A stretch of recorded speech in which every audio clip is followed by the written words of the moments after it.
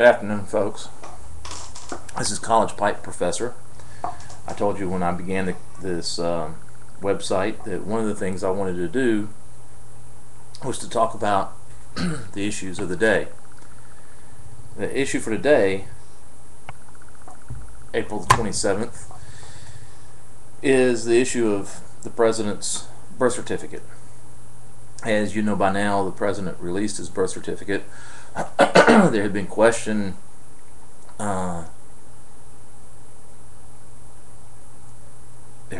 surrounding whether or not he was indeed born in the United States or not. Was he a natural born citizen for purposes of the U.S. Constitution?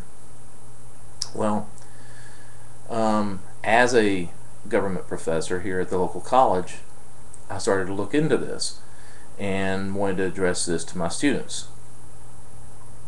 Under Article 2 of the Constitution, it lays out that the three requirements to be President of the United States. One is to be 35 years of age, the other one is to be a natural born resident of the United States, and the third one is to be an actual resident of the United States when the person chooses to run. Well,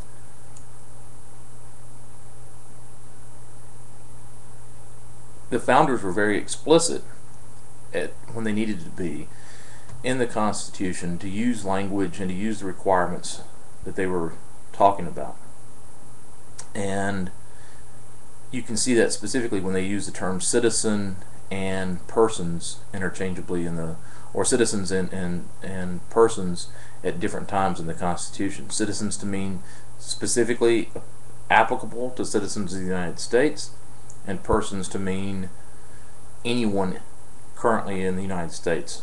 So you've got those two aspects of the definition. What it ultimately comes down to on this, I think, is a matter of, under the law, two concepts, or two definitions. One called jus soli, or soli, J-U-S, one word, and the other, and the second part of that word is, or second part of that phrase is S-O-L-I, means of the soil, in a loose interpretation. The other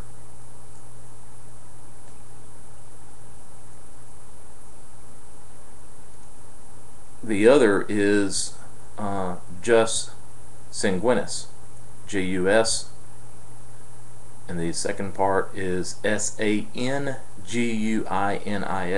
meaning of the blood. In the first instance, a person meets the citizenship requirement by being born on the soil of the nation.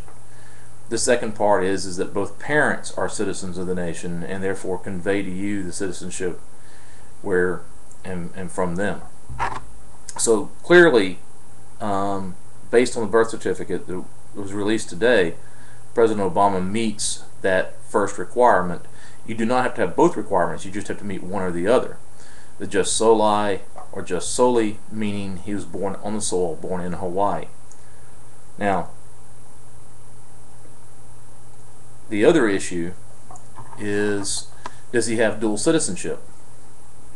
Dual citizenship would mean you'd have a U.S. citizenship and a citizenship from perhaps another country.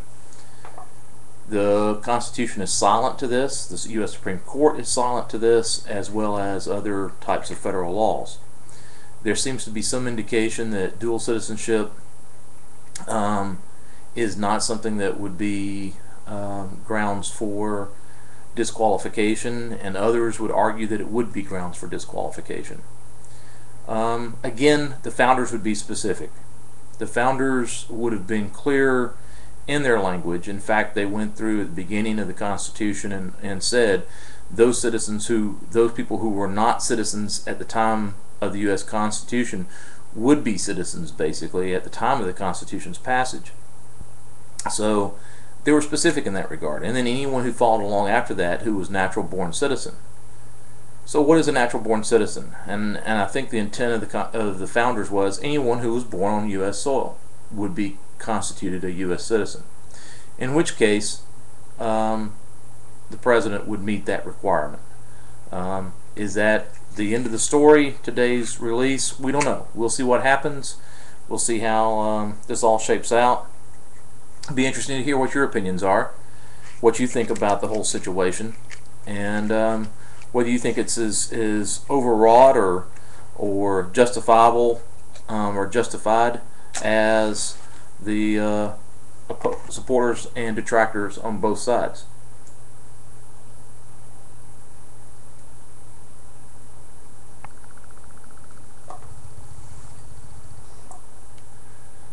I'm smoking a custom built with a light burley, and hope to engage you in additional conversation into the future.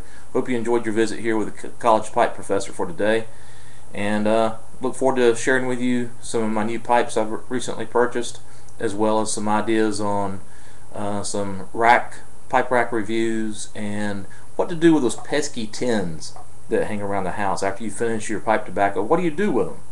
So I'll kind of give you an insight on that in the next couple of videos and what I do with my pipe tins, and give you some of these other reviews. Hopefully that'll be in the next couple of days. Until then, let me know what you think about this one, and I'll talk to you soon. College Pipe Professor, I'm out of here.